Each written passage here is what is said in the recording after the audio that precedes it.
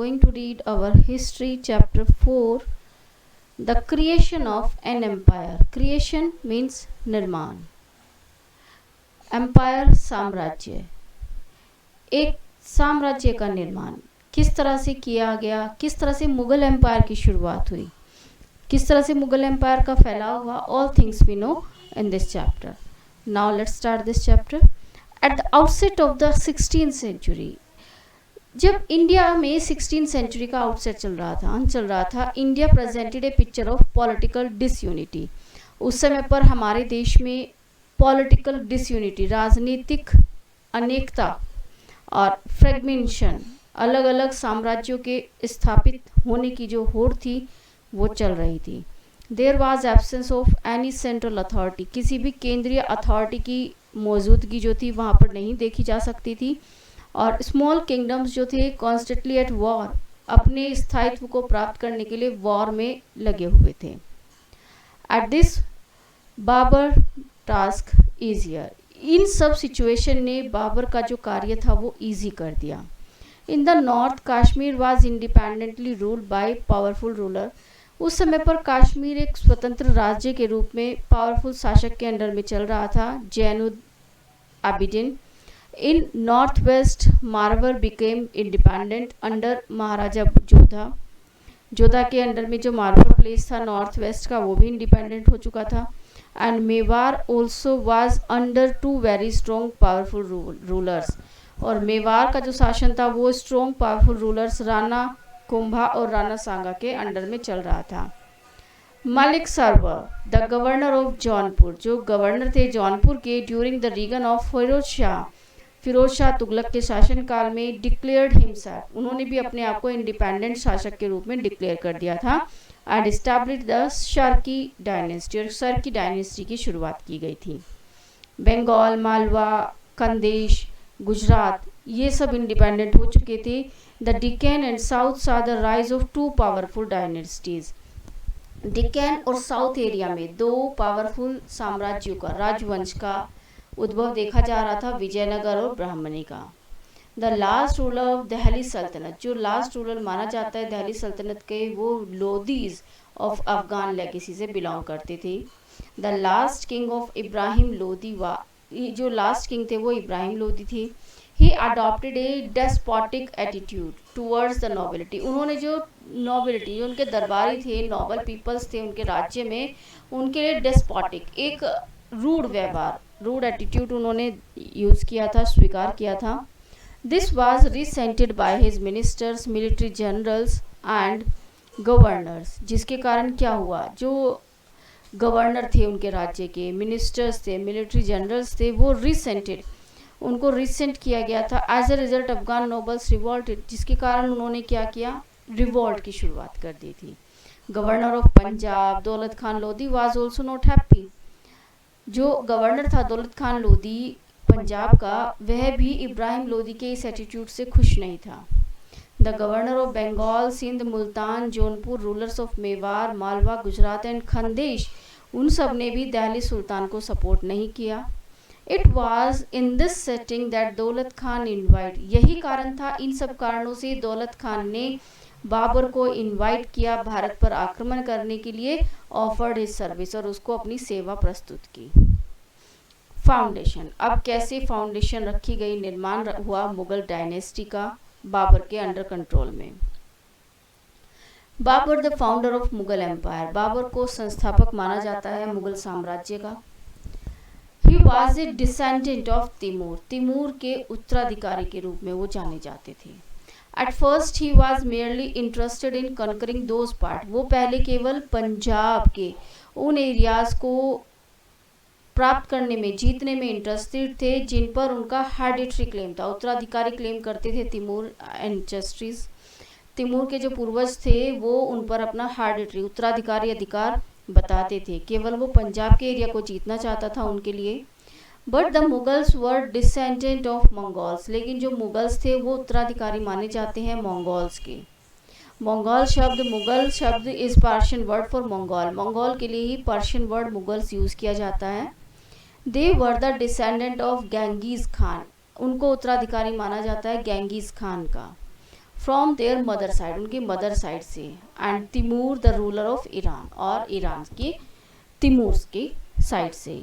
From their father side से means both side से वो अपने आप को उत्तराधिकारी मानते हैं, तिमूर की साइड से भी और गेंगिस खान के मदर साइड से भी। Babur sent an envoy to Ibrahim Lodi, Babur ने क्या किया, एक अपने दुश्मन एनवी, एक अपने दुश्मन को भेजा इब्राहिम लोदी को, asking to get to him areas which belong to Timur, उन एरियाज को खाली करने के लिए जो तिमूर से बिलोंग करते थे।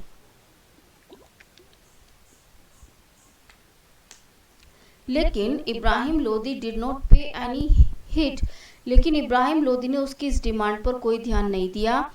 एंड इन द फॉलोइंग, और इसी के कारण आने वाले सालों में बाबर ने इन्वेड कर दिया, आक्रमण कर दिया नॉर्थ वेस्ट इंडिया और पंजाब पर, कई बार उसने आक्रमण किया।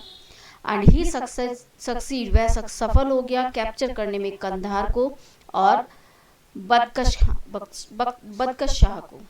बाय 1524 ही हैड कंसोलिडेट, उसने अपनी स्थिति को स्थायी बना लिया, दृढ़ बना लिया in Afghanistan. And now he was ready to invade India, अब वह भारत पर आक्रमण करने के लिए पूरी तरह से तैयार था, क्योंकि जो अफगानिस्तान का एरिया था वो भारत के लैंड एरिया से बहुत इजीली कनेक्ट होता था।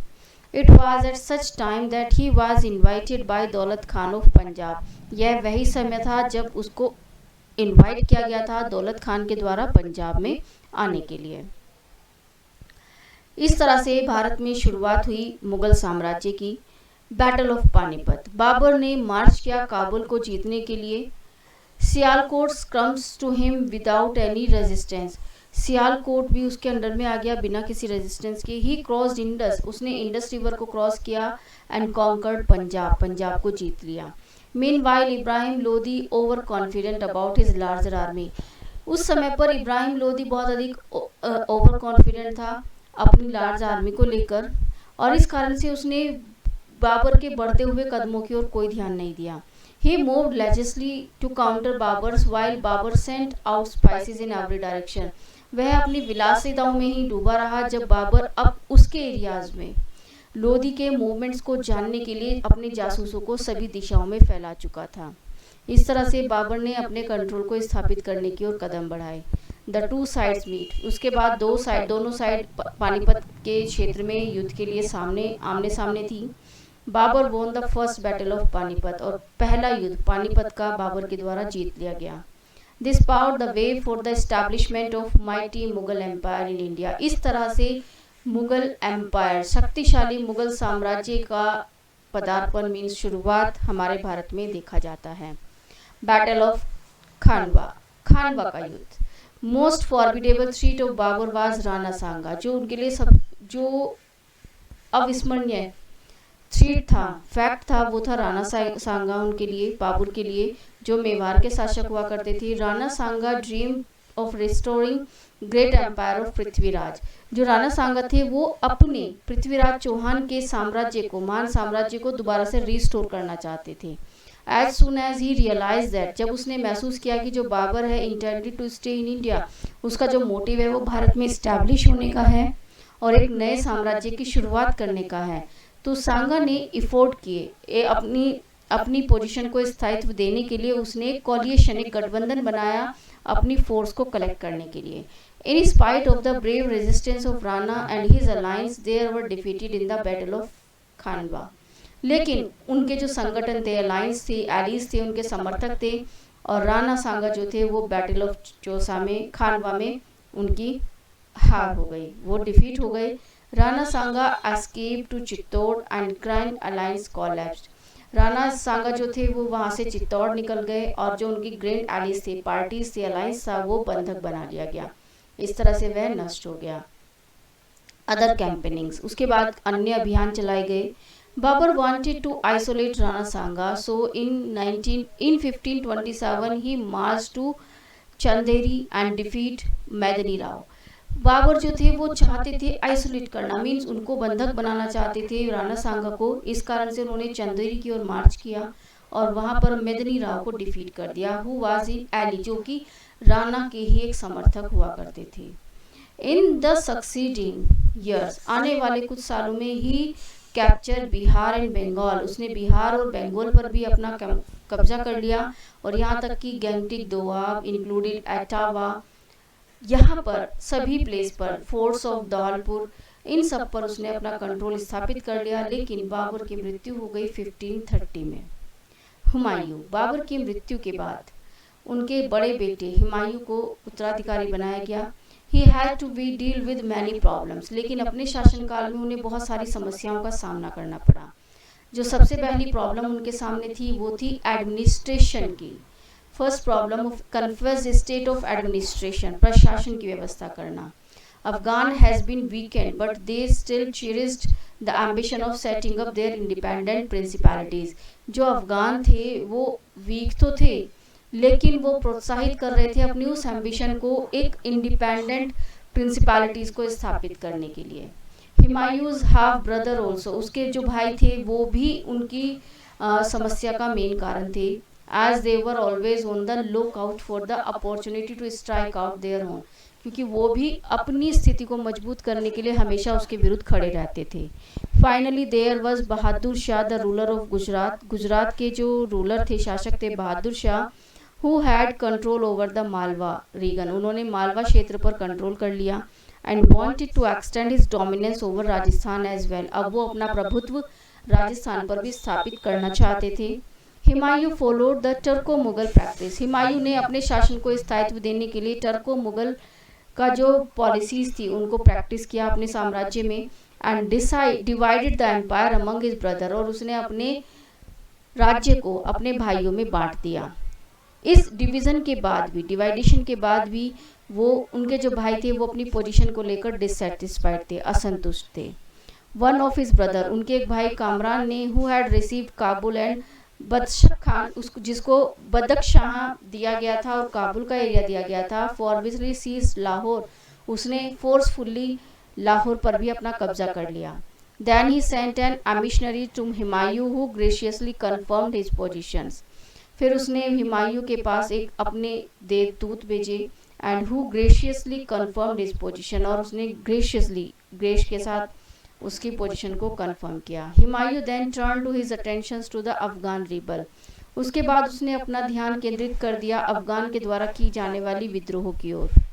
However, even before he could take any step against them, इससे पहले कि वो कुछ स्टेप ले पाता, he received the alarming news, उसे खबर मिली कि Bahadur Shah of Gujarat has conquered Malwa, Bahadur Shah ने, जो गुजरात के रूलर थे, उन्होंने मालवा को जीत लिया है। And Bahadur Shah was also moving to Mughal frontier, अब उसका जो टारगेट है वो मुगल एरिया है और वो उसकी ओर मूव कर चुका है। This forced Humayun to enter into treaty with Afghan and Sher Khan Suri, इसके कारण उसको एक समझौता करना पड़ा अफगान के साथ और शेर खान सूरी के साथ। This treaty allowed Sher Khan Suri to gain complete control over Banaras, इस समझौते के कारण शेर खान को पूरी तरह से कंट्रोल मिल गया, नियंत्रण मिल गया बनारस पर। The next 2 years Humayun spent his fruitless Gujarat expansion, उस फ्रूटलेस, उसके बाद जो हुमायूं का समय काल था अगले 2 सालों का, वो गुजरात के एक्सपेंडिशंस में बीता। इन 1539 शेर Khan Suri defeated Humayun in the battle of Chausa, शेर खान सूरी के द्वारा उनको हरा दिया गया बैटल ऑफ चौसा में। एंड लेटर इन 1540, उसके बाद बैटल ऑफ कन्नौज में हुमायूं फ्ली टू सिंध, हुमायूं सिंध चले गए और उनको पर्शिया के राजा के यहाँ पर शरणार्थी बनकर रहना पड़ा। Afghan interlude, after the decisive victory at Kannauj, शेर खान सूरी चेस्ड, विक्ट्री मिलने के बाद, कन्नौज पर विक्ट्री मिलने के बाद शेर Khan Suri chased Humayun out of the country, वो हुमायूं को देश से बाहर निकाल देना चाहता था और अफगान रूल को दिल्ली पर स्थापित करना चाहता था। ड्यूरिंग हिज चाइल्डहुड, अपने बचपन में, his father was posted in Bihar, उनके जो पिता थे वो पोस्ट हुए थे बिहार में। His father was given A Jagir of 3 villages, उनके पिता को जागीर मिली थी 3 villages की, ख्वासपुर, सासाराम एंड हिजापुर। शेर Khan managed the affairs of his father's state for 21 years, उसने उन सभी विलेजेस का, जागीर का मेंटेन किया 21 years तक।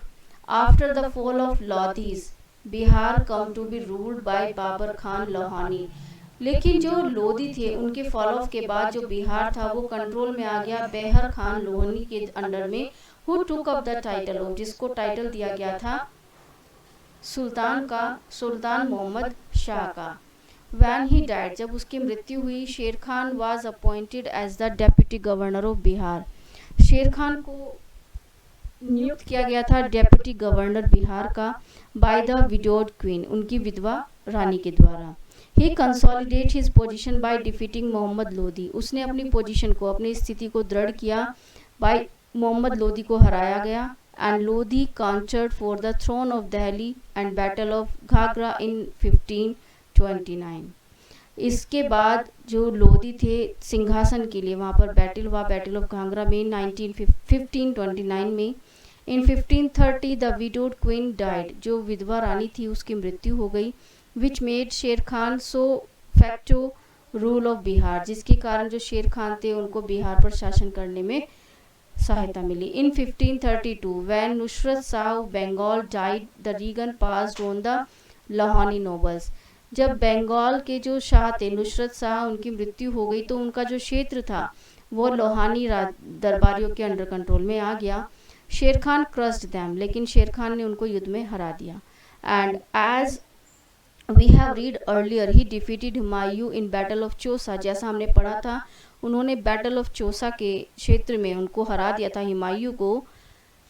इन 1539 शेर खान वाज प्रोक्लेम्ड एम्परर, तो उनको नॉर्थन इंडिया का शासक घोषित कर दिया गया। He assumed the royal insignia and also struck coins of his name, उसने राजसी मुद्राएं चलाई, कॉइन्स चलाए अपने नेम्स के साथ। At this point he issued letters of his officers under the name of Sher Shah, इसके बाद उसने इशू किया उन लेटर्स को जिनके नीचे उनके सिग्नेचर शेरशाह के रूप में हुए थे। After the battle of Kannauj, Kannauj के युद्ध में he extended his control over north western provinces of empire, उसने अपने साम्राज्य को फैलाने की कोशिश की नॉर्थ वेस्टर्न प्रोविंसेस तक।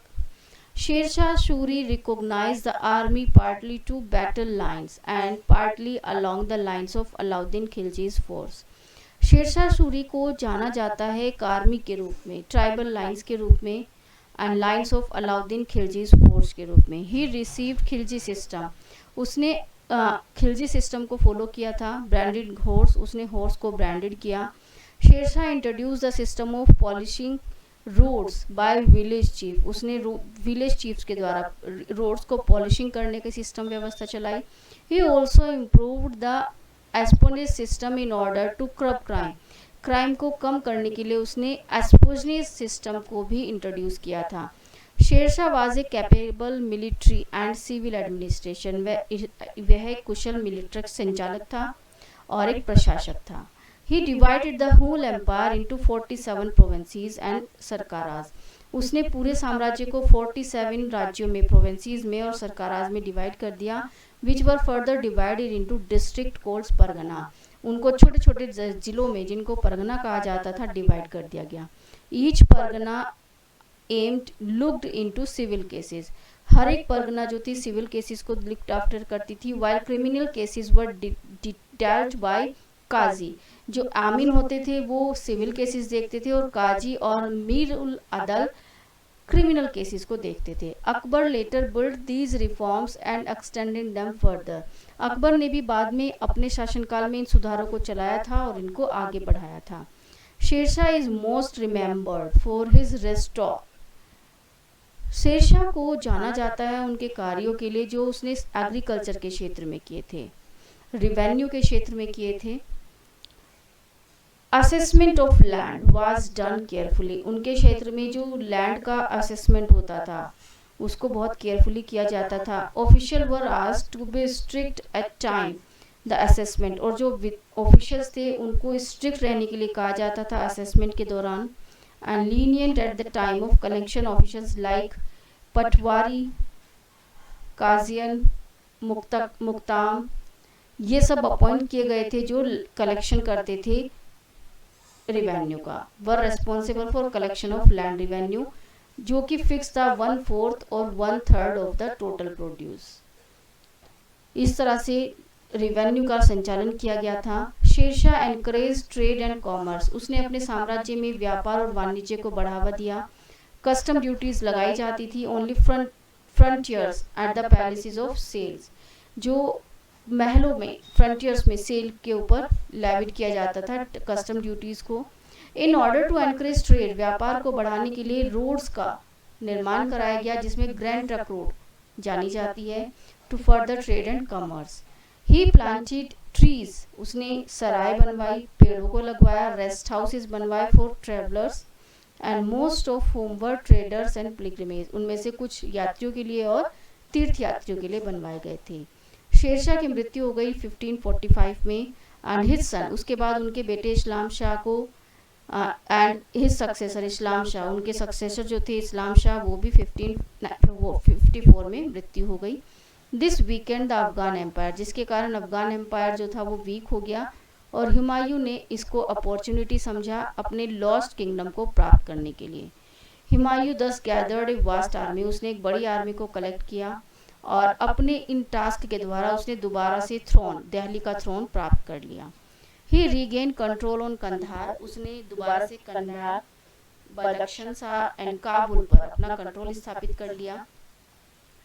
हुमायूं कॉन्कर्ड आगरा एंड दिल्ली, उसने अब 1555 में दिल्ली और आगरा का सिंहासन जीत लिया और अपने दोबारा से भारत में मुगल एम्पायर को स्थापित करने का प्रयास किया। Before he caught consolidate his position, इससे पहले कि वो अपनी पोजीशन को निश्चित कर पाता, दृढ़ कर पाता, he died after failing from stairs of library, अपनी लाइब्रेरी जिसको मंडल नाम दिया जाता था उसकी स्टेयर से गिरने के कारण उसकी मृत्यु हो गई। अकबर, बिफोर हिज डेथ, उसकी मृत्यु से पहले हुमायूं ने अपॉइंट किया था गवर्नर ऑफ पंजाब अकबर को।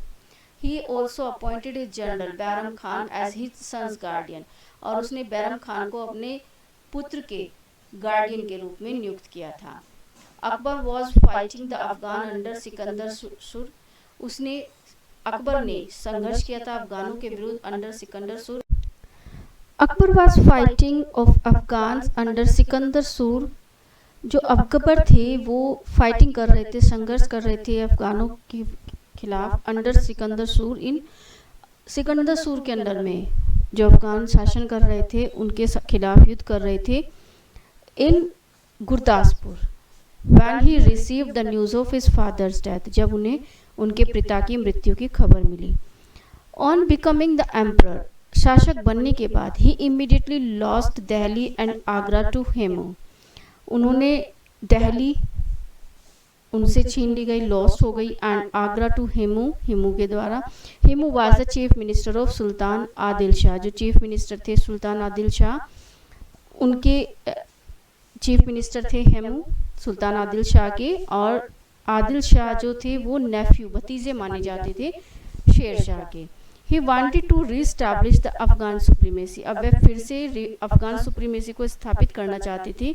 इन 1556 Akbar defeated and killed Hemu in second battle of Panipat, Akbar ने हेमू को सेकेंड युद्ध हुआ जो पानीपत का, उसमें किल कर दिया, उनको हरा दिया।